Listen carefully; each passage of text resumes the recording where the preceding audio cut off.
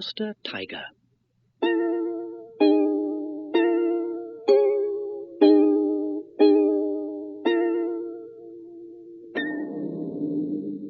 A long time ago, when people and animals still spoke the same language, and Tiger's fur was glossy yellow all over, Water Buffalo was going home after his evening bath in the river. He was humming a little song, his nose high up in the air. At that time, he still had a straight nose and upper lip. But with his nose pointing skyward, he didn't notice Tiger following him until he heard a purred "Good evening" right at his side. Buffalo would gladly run away, but he didn't want to look like a coward, so he just continued on his way with Tiger chatting beside him.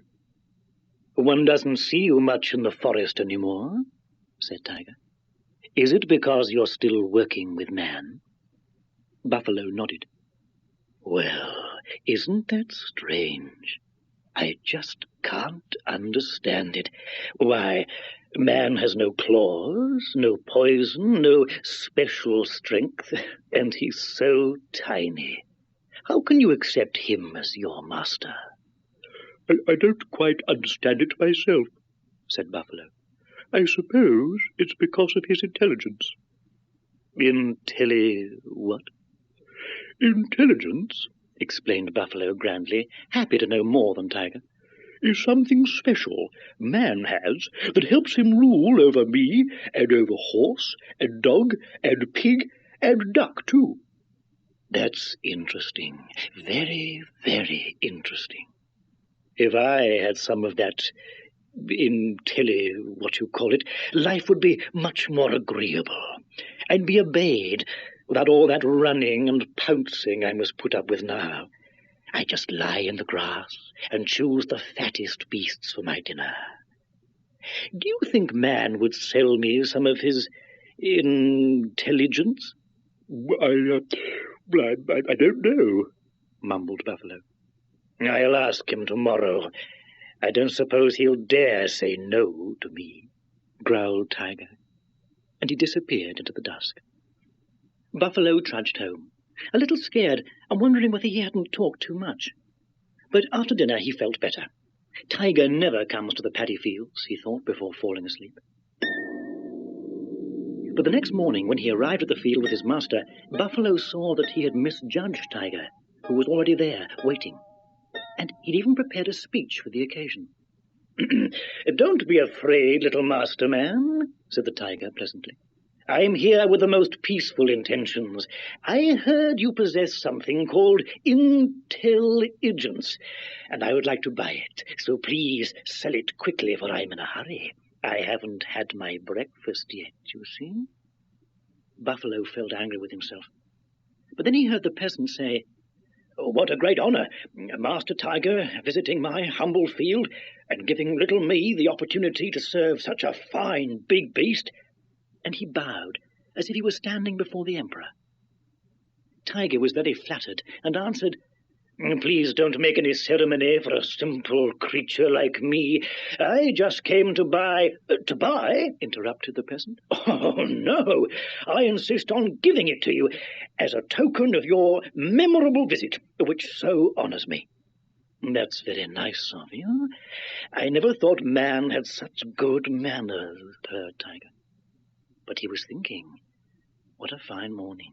First I'm greeted like a king, then I get intelligence at no cost at all, and then I eat the peasant as an appetizer and Buffalo for breakfast. This thought made his eyes glitter like two green stars as he said, "You'll give it to me right now, won't you?"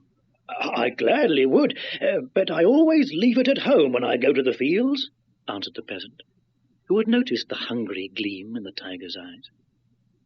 "You see, it's too precious to risk losing, and anyway I don't need it out here, but I'll run home and fetch it for you." He took a few steps and then hurried back again. "Did you just say you hadn't had breakfast yet?" "Yes," said Tiger. "Why do you ask?" "Oh, because in that case I can't leave Buffalo here. You might eat him." "I promise I won't. Please hurry up." "I don't doubt your promise, but if you forgot and ate Buffalo, who would help me with my work. On the other hand, he's so slow, it'll take hours to go home and return, and I wouldn't like to keep your Highness waiting. Of course, if your Excellency let me tie you to the tree over there, I could safely leave Buffalo here." Tiger agreed.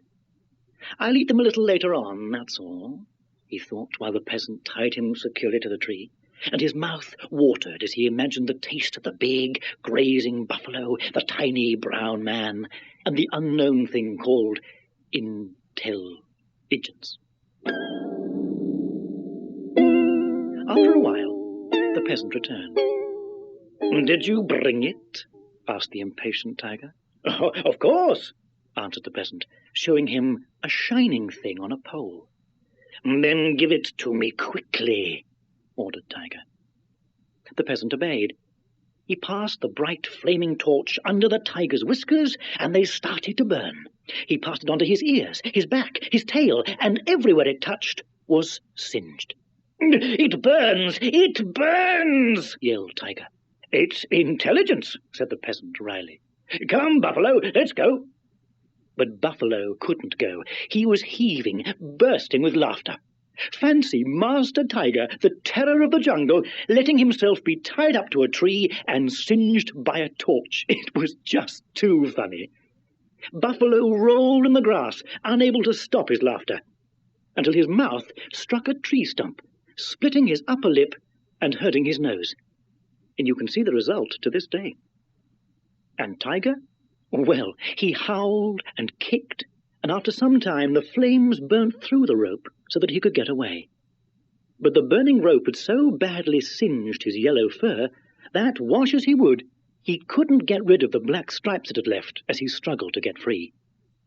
And that explains how Tiger got his stripes.